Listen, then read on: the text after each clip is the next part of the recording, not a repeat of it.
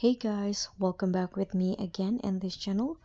On today's tutorial, I'm going to show you how you can get this belly button piercing on Dress to Impress. So if you ever want to add this belly button piercing for your accessory, you can just follow my steps right here. First, on the launch here, you just find the accessories sections. Go to the accessories sections here.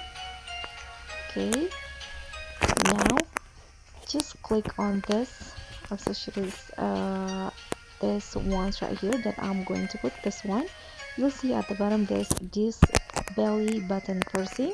Okay, this one you can see. Now you can just change the color of the piercing into the one that you want. Okay, for example, here you can also change the second color accent.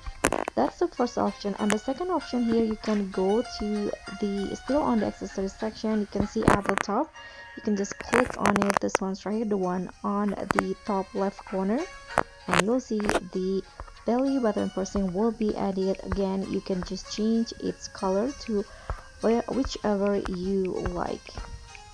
Okay, so this is the belly button piercing.